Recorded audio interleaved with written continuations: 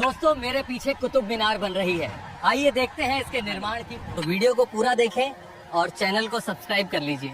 आसमान से एक विहंगम दृश्य जो पुरानी दिल्ली के मेहरौली इलाके की तरफ धीरे धीरे बढ़ रहा है। पृष्ठभूमि में एक धीमी रहस्यमयी सूफी धुन और रबाब की आवाज बज रही है। शाम का समय है और सुनहरी किरणें एक गगनचुंबी इमारत पर पड़ रही हैं। दिल्ली एक ऐसा शहर जो सदियों से साम्राज्यों के उत्थान पतन और उनकी राख से नए साम्राज्यों के जन्म का मूक गवाह रहा है। इस शहर की मिट्टी में राज कितनी ही जंगें और कितनी ही दास्तानें दफन हैं, लेकिन मेहरौली के आसमान को चीरती हुई लाल बलुआ पत्थर से बनी एक गगनचुंबी इमारत आज भी पूरे गर्व से खड़ी है। कुतुब मीनार 73 मीटर ऊंची इस मीनार को देखकर हर किसी उठता है कि आखिर 12वीं सदी में जब कोई आधुनिक यंत्र या वास्तुकला का वजूद नहीं था, तब इतनी विशाल, अलंकृत और बनाई गई होगी। यह सिर्फ ईंट और पत्थरों का ढांचा नहीं है, यह एक कहानी है सत्ता की, विजय की, मजहब की और दो बिल्कुल अलग अलग संस्कृतियों के ऐतिहासिक मिलाप की। आइए समय के पहिए को पीछे घुमाते हैं और चलते हैं 12वीं शताब्दी के भारत में। दृश्य धुंधला होता है और युद्ध के मैदान का दृश्य उभरता है। हाथियों की चिंगाड़ और तलवारों के टकराने की कान फोड़ू आवाजें। साल था 1192। जगह थी तरावड़ी, जिसे इतिहास में तराइन के नाम से जाना गया। तराइन के शहाबुद्दीन मोहम्मद गोरी की फौजों ने दिल्ली और अजमेर के पराक्रमी राजपूत राजा पृथ्वीराज चौहान को हरा दिया था। इस एक युद्ध ने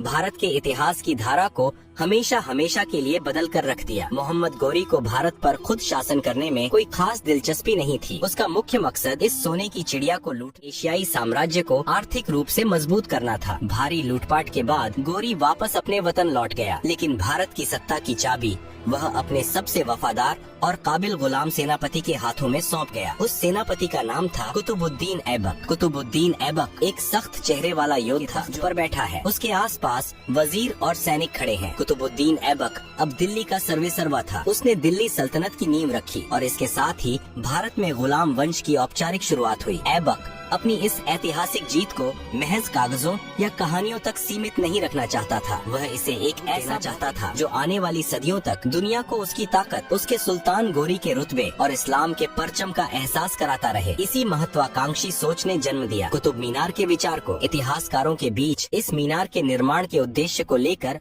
कुछ का मानना है कि इसे इस्लाम की जीत के प्रतीक यानी एक विजय स्तंभ के रूप में बनाया गया था, ठीक वैसे ही जैसे अफगानिस्तान में जाम की मीनार थी। वहीं कुछ विशेषज्ञों का कहना है कि इसका मुख्य उद्देश्य बिल्कुल व्यावहारिक था, पास ही बन रही कुव्वत से मुअज्जिन द्वारा अजान देने के लिए एक ऊंची जगह का निर्माण करना। इसके नामकरण के पीछे भी दो अलग अलग तर्क मौजूद हैं। या तो इसका नाम खुद कुतुबुद्दीन ऐबक के नाम पर कुतुब मीनार रखा गया, या फिर उस समय के बेहद मशहूर और पूजनीय सूफी संत ख्वाजा कुतुबुद्दीन बख्तियार काकी की याद में इसे यह नाम दिया गया। मेहरौली का निर्माण स्थल। सैकड़ों मजदूर मिट्टी खोद रहे हैं, पत्थर तोड़ रहे हैं, लाद कर बड़े बड़े पत्थर लाए जा रहे हैं। साल 1199 मेहरौली के लाल कोट किले के पास, जिसे कभी तोमर राजपूतों और पृथ्वीराज चौहान ने बनवाया था, एक विशालकाय इमारत की नींव खोदी जाने लगी। लेकिन एक नई और गगनचुंबी इमारत खड़ी करने के लिए भारी मात्रा में नक्काशीदार पत्थरों और मजबूत सामग्री की जरूरत थी। इतनी जल्दी नए पत्थर खदानों से निकालकर तराशना मुमकिन नहीं था। इतिहास के पन्नों में और खुद कुतुब मीनार के परिसर में लगे शिलालेखों पर यह कड़वा सच साफ साफ दर्ज है कि ऐबक के आदेश पर आसपास मौजूद 27 हिंदू और जैन मंदिरों को ध्वस्त किया गया और उनके मलबे का इस्तेमाल इस मीनार और परिसर की मस्जिद के निर्माण में किया गया। आज भी अगर आप मीनार के आधार और कुव्वत उल इस्लाम मस्जिद के खम्भों को ध्यान से देखें तो वहाँ हिंदू देवी देवताओं की खंडित मूर्तियाँ, मंदिर की घंटियों के निशान और कलश की आकृतियाँ आसानी से देखी जा सकती हैं। यह विजय के उन्माद का एक क्रूर सच था, लेकिन विडंबना देखिए कि इसी सच और विध्वंस की राख से वास्तुकला की एक नई और अद्भुत शैली जन्म ले रही थी, जिसे आज हम भारतीय इस्लामिक वास्तुकला के नाम से जानते हैं। धूल और पसीने से सने हुए स्थानीय भारतीय कारीगर छेनी और हथौड़ी से पत्थरों पर अरबी आयतें उकेर रहे हैं। हुक्मरान और शासक इस्लामिक थे, उनके दिमाग में मध्य एशिया की मस्जिदें और मीनारें थीं, लेकिन इस मीनार को धरातल पर उतारने वाले कारीगर और मजदूर पूरी तरह से भारतीय थे। इन पारंपरिक भारतीय कारीगरों को इस्लामिक वास्तुकला की गुंबद या मेहराब बनाने का कोई खास तजुर्बा नहीं था। वे केवल एक खंभे के ऊपर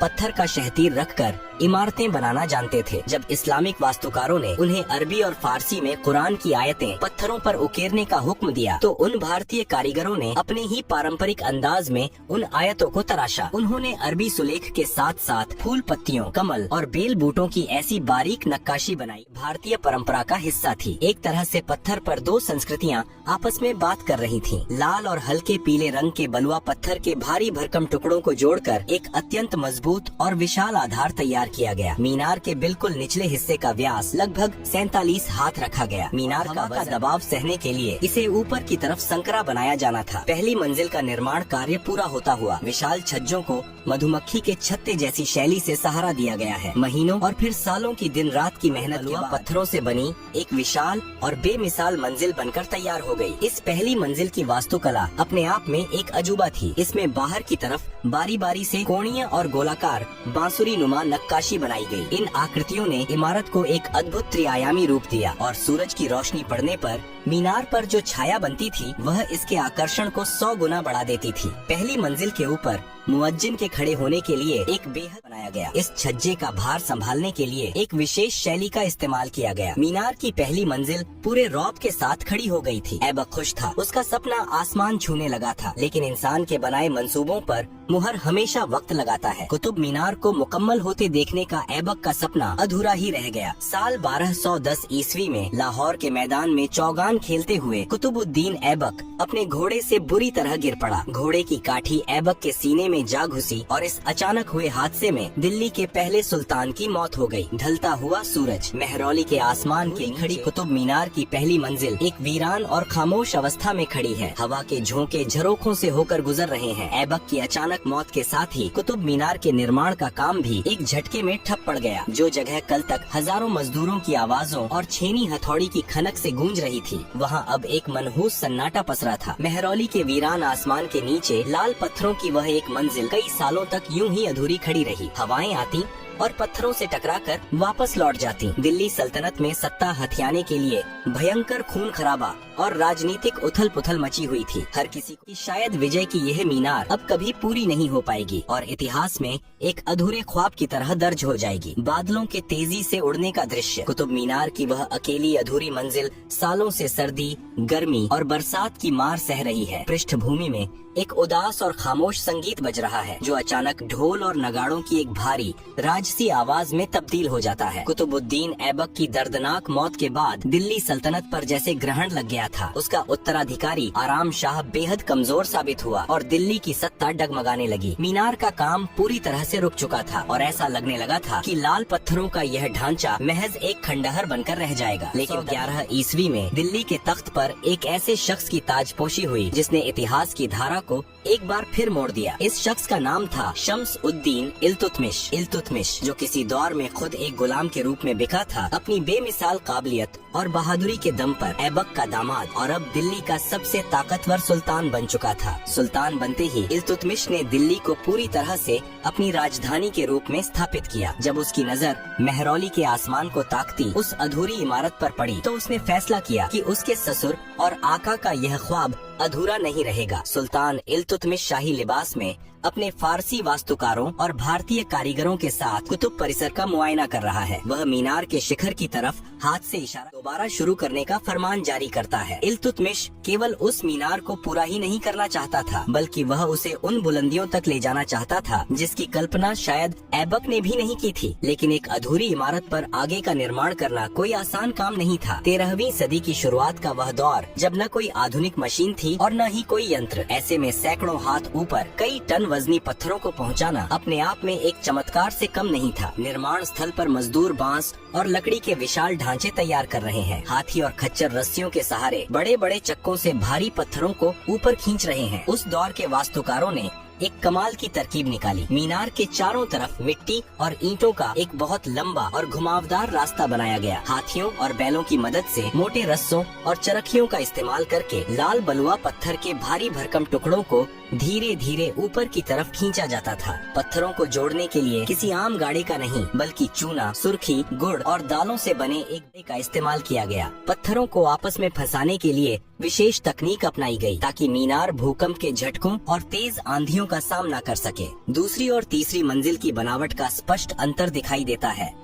ऐबक ने जो पहली मंजिल बनाई थी उसमें कोणीय और गोलाकार दोनों तरह की बांसुरी नुमा नक्काशी थी, लेकिन इल्तुतमिश के वास्तुकारों ने इसमें एक लयबद्ध बदलाव किया। इल्तुतमिश द्वारा बनवाई गई दूसरी मंजिल में केवल गोलाकार नक्काशी रखी गई, जो देखने में बेहद चिकनी और सौम्य लगती थी। इसके ठीक ऊपर तीसरी मंजिल में केवल कोणीय यानी तिकोनी नक्काशी बनाई गई। यह ज्यामिति का एक ऐसा अचूक खेल था जिसने इस इमारत के सौंदर्य को चरम पर पहुंचा दिया। इन मंजिलों को अलग करने के लिए जो छज्जे बनाए गए वे वास्तुकला की एक अलग ही दास्तान सुनाते हैं। इन छज्जों को सहारा देने वाली नक्काशी को भारतीय कारीगरों ने इतनी बारीकी से तराशा था कि नीचे से देखने पर वे किसी खिले हुए कमल या मधुमक्खी के छत्ते जैसे लगते थे। मीनार के अंदर संकरी, घुमावदार और अंधेरी सीढ़ियों का दृश्य। दीवारों पर छोटी छोटी खिड़कियां बनी हैं, जिनसे सूरज की किरणें अंदर आ रही हैं। कुतुब मीनार केवल बाहर से, इसकी आंतरिक संरचना भी बहुत भव्य थी। इतिहास की किताबों के पन्ने शायद धूल खाकर धुंधले पड़ जाएं, लेकिन दिल्ली की सरजमीन पर खड़ी यह आसमानी मीनार आज भी अपनी दास्तान पूरी बुलंदी के साथ सुना रही है। यह महज ईंट और गारे का कोई बेजान ढांचा नहीं, बल्कि भारत के बदलते दौर, सुल्तानों के उत्थान पतन और कुदरत के थपेड़ों की एक मूक गवाह है। वक्त की बेरहम गर्दिश ने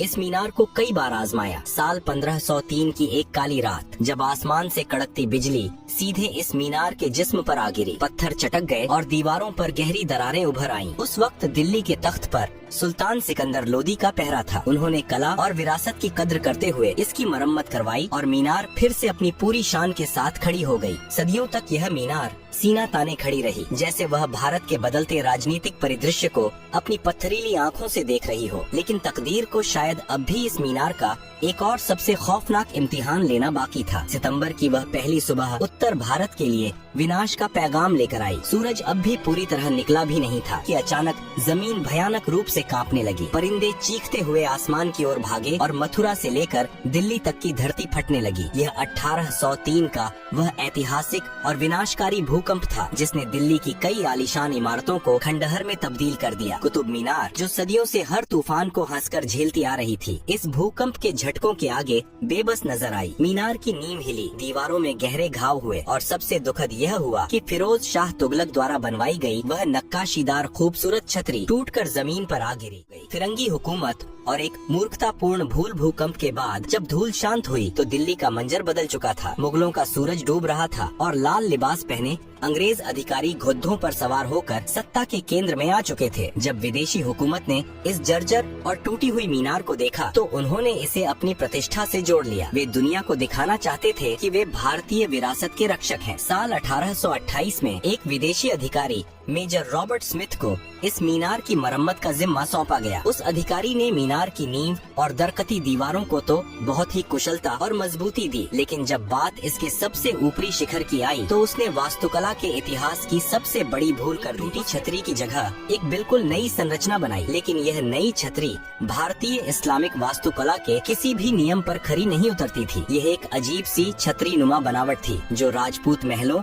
या हिंदू मंदिरों के मंडप जैसी दिखती थी। जैसे ही यह छतरी मीनार के ऊपर रखी गई, यह पूरी इमारत पर एक भद्दे और बेमेल पैबंद की तरह लगने लगी। वास्तुकला के जानकारों और इतिहासकारों ने इसकी कड़ी आलोचना की और इसे एक मूर्खतापूर्ण भूल का नाम दिया। यह बेतुकी छतरी लगभग 20 सालों तक कुतुब मीनार के सिर पर एक बेमेल ताज की तरह बैठी रही। साल 1848 में जब तत्कालीन विदेशी महाशासक लॉर्ड हार्डिंग ने कुतुब मीनार का दौरा किया और इस बेमेल छतरी को देखा तो वे अपनी नाराजगी छिपा न सके। उन्होंने फौरन इसे मीनार के शिखर से नीचे उतारने का फरमान जारी कर दिया। वास्तुकारों और मजदूरों ने सावधानी से उस पूरी संरचना को नीचे उतारा। आज भी अगर आप कुतुब परिसर में जाएं तो मीनार के मुख्य प्रवेश द्वार से कुछ ही दूरी पर हरे भरे घास के मैदान में लाल पत्थरों से बनी वह अनाथ छतरी आपको जमीन पर रखी हुई मिल जाएगी। वह छतरी आज भी उस दौर की एक दिलचस्प गवाही देती है जब एक विदेशी अधिकारी ने अपनी नासमझी में सदियों पुरानी वास्तुकला से छेड़छाड़ करने की कोशिश की थी। कुतुब मीनार की यह दास्तान